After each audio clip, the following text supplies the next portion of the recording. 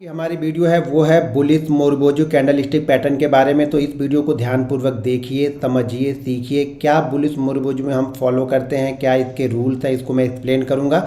जरूरी नहीं है कि हर कैंडल हर दिन आपको मिलेगी, लेकिन जिस दिन मिले उस दिन उसका अच्छा आपको रिटर्न अच्छा मिल जाए। आपने मेहनत की है, वीडियो को देखा है, वीडियो को समझा है, तो जब भी कैंडल स्टिक पैटर्न आपको अपने जो ट्रेडिंग चार्ट में दिखे उसको इंप्लीमेंट कीजिए, भले छोटी क्वांटिटी से इंप्लीमेंट कीजिए। देखिए, जब तक आप छोटी छोटी क्वांटिटी से इंप्लीमेंट नहीं करेंगे ना, तब तक आप उस पर बड़ा प्रॉफिट कभी लेके जा नहीं पाओगे। तो ये ध्यान रखिएगा, छोटी छोटी क्वांटिटी से हमें कॉन्फिडेंस बिल्ड होता है, वो कॉन्फिडेंस हमें बड़ा प्रॉफिट लेके आता है। तो चीज़ों को ध्यानपूर्वक देखिए, समझिए और सीखते रहिए। अब हमें ध्यान ये रखना है कि बुलिश मोरबोजो जो कैंडल बनेगी, या फुल वाइट बॉडी कैंडल भी कुछ लोग बोलते हैं, ये बनने इसके लिए रूल्स क्या है वो ध्यान रखिएगा। सबसे पहला रूल्स तो ये है कि जो ट्रेंड होगा, जिस स्टॉक्स में आप देख रहे हैं, बैंक निफ्टी में देख रहे हैं, निफ्टी में देख रहे हैं, आप जहां पर भी देख रहे हैं, उसका ट्रेंड डाउन होगा। 5 मिनट के चार्ट पे पहले मैं ये सारी चीज़ें बताता हूँ। 5 मिनट के चार्ट पे मैं बता रहा हूँ, आपको समझा रहा हूँ, फिर डेली चार्ट पे भी उस चीज़ को दिखा दूंगा, समझा दूंगा। तो 5 मिनट मान लीजिए हमने टाइम फ्रेम लिया 5 मिनट का, आप इसका टाइम फ्रेम 15 मिनट भी ले सकते हैं। 15 मिनट का टाइम फ्रेम में भी आप देख सकते हैं, आवरली देख सकते हैं, डेली देख सकते हैं। लेकिन मैं इंट्राडे ट्रेडर हूं, तो मैं 5 मिनट पे देखता हूं और डेली चार्ट पे देखता हूं कि डेली चार्ट पे क्या पैटर्न बना है, और ट्रेडिंग करने के लिए मैं 5 मिनट पे उस पर देखता हूं। तो मैं इसको इंट्राडे में अगर देखूंगा तो मैं कितने देखूंगा, 5 मिनट चार्ट पे देखूंगा, लेकिन कन्वर्ट करके मैं 15 मिनट पे भी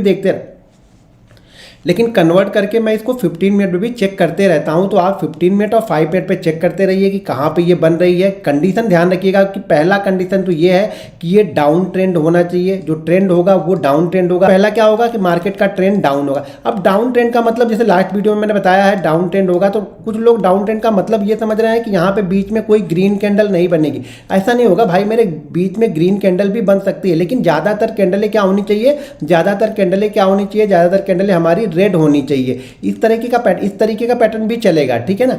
वन वे मिल रहा तो बहुत अच्छी बात है। देखिए, जितना अच्छा ट्रेंड होगा ना, उतना अच्छा उसका रिवर्सल होता है, ये ध्यान रखिएगा। अब मान लीजिए इस तरीके का भी बन रहा है तो भी चलेगा। अब हो सकता है यहाँ पे क्या करे मार्केट, यहाँ पे आके मार्केट रुक जाए, 1-2 कैंडल यहीं पे रुक गई, ग्रीन बनने लगी, कहीं पे नहीं गया, ग्रीन बनने लगी, और उसके बाद फिर से मार्केट ने अपने ट्रेंड को कंटिन्यू रखा। तो ये क्या हो रहा है, देखिए ट्रेंड कंटिन्यू है। यहाँ पे ध्यान रखिए, यहाँ पे क्या चल रहा है, ट्रेंड हमारा बिल्कुल कंटिन्यू है। मार्केट बीच बीच में थोड़ा सा पुल बैक जरूर लिया, लेकिन हमारा ट्रेंड क्या है, ट्रेंड हमारा डाउन ट्रेंड है। तो हम क्या इसको मान रहे हैं कि डाउन ट्रेंड मान रहे हैं। अगर 8 कैंडल आपको एक वे में, अगर 7 कैंडल 8 कैंडल अगर वे में ही रेड मिलती है, उसके बाद बनता है तो बहुत अच्छा है। नहीं मिलता है तो इस तरह के अप ट्रेंड भी बीच बीच में छोटे छोटे 2-2, 3-3 कैंडल जाती रहेगी, फिर मार्केट गिरेगा, फिर 2-3 कैंडल ऊपर जाएगी, फिर मार्केट गिरेगा। और यहाँ पर भी आके अगर आपको यहाँ पे मोरबोजो कैंडल मिले, यानी बड़ी एक फुल बॉडी कैंडल, यानी इस पूरी बॉडी रहेगी, इसका वीक नहीं रहेगा, यहाँ पे कोई वीक नहीं रहेगा। बाकी सब में मान लीजिए जैसे वीक है, तो यहाँ पे वीक नहीं रहेगा, ये फुल बॉडी कैंडल रहेगी। अब इन सब कैंडलों में मैंने बनाया नहीं है, लेकिन इन सब कैंडलों में भी क्या रहेगा, वीक यहाँ पे रहेंगे, इसमें वीक रहेगा, कहीं ना कहीं वीक रहेगा। और जो मोरबोजो कैंडल होगी वहाँ पे क्या होगा, वीक नहीं होगा, ठीक है। यहाँ पे जैसे वीक है और बॉडी है, तो यहाँ पे वीक नहीं होगा, फुल बॉडी, ये फुल जो है कि फुल बॉडी रहेगी, यानी फुल मोरबोजो एकदम फुल ग्रीन यहाँ पे होगी। कभी कभी क्या होता है, नीचे थोड़ा सा ये छोड़ सकता है, तो भी हम इसको कंटिन्यू करेंगे। या फिर कभी कभी आपको ये पैटर्न भी देखने को मिल जाएगा, इस तरीके का मिल जाएगा, जैसे यहाँ से तो फुल बॉडी आपको मिली, लेकिन ऊपर हल्का सा यहाँ पे थोड़ी सी वीक मिल जाएगी, तो इसको भी हम मोरबोजो ही कैंडल कंसीडर करेंगे, ठीक है। थोड़ी सी बॉडी वीक रहेगी तो चलेगा, ठीक है ना।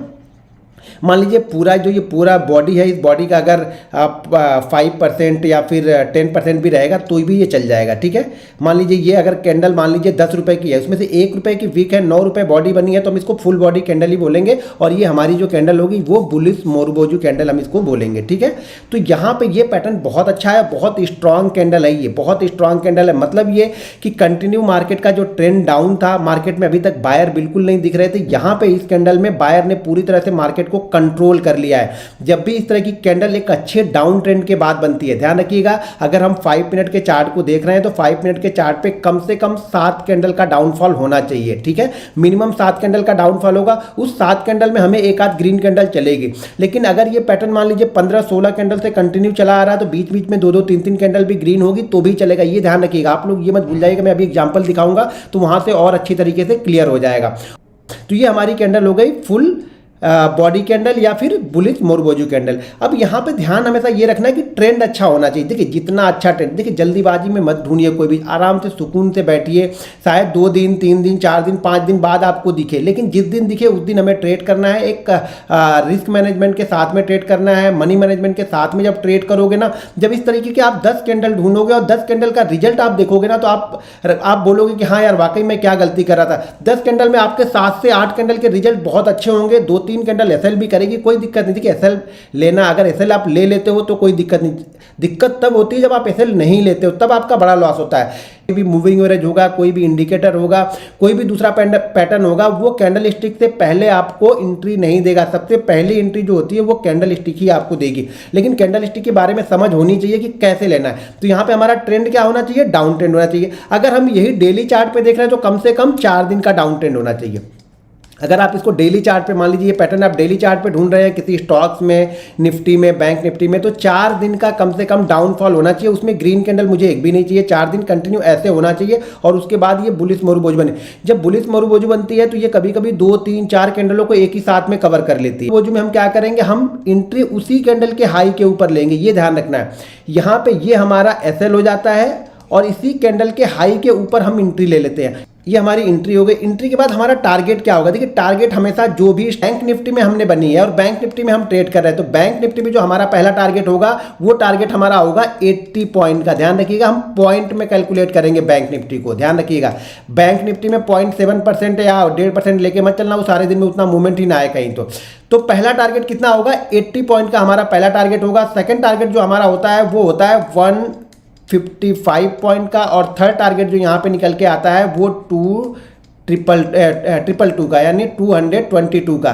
फर्स्ट टारगेट हमारा 80 पॉइंट से लेकर के 100 पॉइंट के बीच का निकल के आता है। जब भी बुलिश मोरबोजू बनती है तब की बात कर रहा हूँ, एक अच्छे ट्रेंड के बाद। बैंक निफ्टी में जो टारगेट होगा, फर्स्ट टारगेट वो 80 पॉइंट के लमसम का मैं लेके चलता हूँ, सेकंड टारगेट मैं 155 पॉइंट का लेके चलता हूँ, और थर्ड टारगेट 222 पॉइंट का लेके चलता हूँ। अब चीज़ों को समझो। मान लीजिए हमने एंट्री ले ली यहाँ पे, और एंट्री के बाद हमें 80 पॉइंट दिख गया। 80 पॉइंट दिखने के बाद वापस वो नीचे रिवर्स होकर आ रहा है, तो मैं यहाँ पे एसएल नहीं लूंगा। ध्यान रखिए, पहले टारगेट के पास पहुंचना ये आपकी समझदारी, आपके विवेक पर निर्भर करता है कि उस दिन मार्केट का ट्रेंड कैसा है, बैंक निफ्टी के कंपोनेंट कैसा ट्रेड कर रहे हैं, मोमेंटम कैसा है, वहां पे देख के हम डिसाइड करते हैं। नहीं कुछ समझ में आता है तो कम से कम यहाँ पे जाके 75% का प्रॉफिट बुक कर लो। अगर कुछ भी समझ में नहीं आ रहा, 75% का प्रॉफिट बुक कर लो।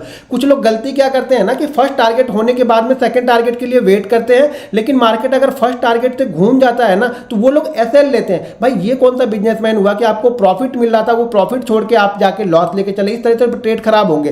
तो कभी भी अगर फर्स्ट टारगेट के आसपास भी पहुंच जाए तो कुछ ना कुछ, अब ये क्या हो गया, अब मैंने एंट्री ले ली, एंट्री लेने के बाद ये 80 पॉइंट के पास नीचे की तरफ आ रहा, तो मैं इस सौदे में अब लॉस नहीं लूंगा। ये आपकी कंडीशन होनी चाहिए। वहां पे मैं 70%, 80%, 75% प्रॉफिट लेके शांति से बैठा रहूंगा। एंट्री पॉइंट के पास ही ऐसे लगाऊंगा, ठीक है? एंट्री पॉइंट के पास एसएल लगाऊंगा, एंट्री से थोड़ा सा आसपास, थोड़ा नीचे लगा के एसएल रखूंगा, तभी मैं इस टारगेट के लिए वेट करूंगा। अगर इस मोमेंटम में ये चला गया, मान लीजिए 140 चला गया, इसी मोमेंटम में 140 चला गया, तो मैं एसएल जो यहां पे लगा था एंट्री पॉइंट के ना, वो एसएल मैं इसके ऊपर लेके आ जाऊंगा, फर्स्ट टारगेट के ऊपर लेके आऊंगा। ये चीजें हर समय ध्यान रखिएगा। आप लोग यही गलती करते हो, आप लोग ये 222 पॉइंट ही मान के चलते। भाई ऐसा नहीं होता। इस टारगेट के ऊपर अगर सस्टेन करता है तो हमारा ये टारगेट होता है, इस टारगेट के ऊपर सस्टेन करता है तो ये टारगेट होता है। अगर इस टारगेट के आसपास घूमने के बाद इस टारगेट पे आ जाए तो मैं इस टारगेट के पास में पूरा प्रॉफिट नहीं बुक करूंगा। हर प्रॉफिट, जैसे मान लीजिए यहां पे अगर मैंने 75% बुक कर लिया, ठीक है, मार्केट और ऊपर यहां पे चला गया, तो मैं यहां पे क्या करूंगा, जो बचा हुआ है ना उसमें से, यानी 25% मेरे पास बचा हुआ है, तो मैं 20% वापस यहां पे बुक कर लूंगा। फिर मार्केट यहां पे जाता है तो मैं लास्ट टारगेट यहां पे पूरा बुक कर लूंगा। या मोमेंटम, अगर मार्केट कैंडल स्टिक मान लीजिए कोई भी 5 मिनट की कैंडल रेड बनी नहीं रही है, ग्रीन ही ग्रीन बनते हुए जा रही, तो मैं फिर वहां पे मोमेंटम को ट्रेड करूंगा और फिर 5 मिनट की कैंडल का लो ही एसएल रखूंगा। अगर मुझे 4-5 कैंडल कंटिन्यू ग्रीन मिल गई है तो ये ध्यान रखिएगा, 4-5 कैंडल अगर कंटिन्यू ग्रीन मिल गई मुझे बैंक निफ्टी में, तो मैं क्या करूंगा, ग्रीन कैंडल के लो का ही एसएल लगा के चलूंगा। फिर मैं एसएल यहां पर भी लेके नहीं आऊंगा। इन सब चीजों को आप समझना पड़ेगा, तभी यहां पे प्रॉफिट आपको मिलेगा। नहीं तो क्या होगा, प्रॉफिट दिखेगा, आप ले ही नहीं पाओगे।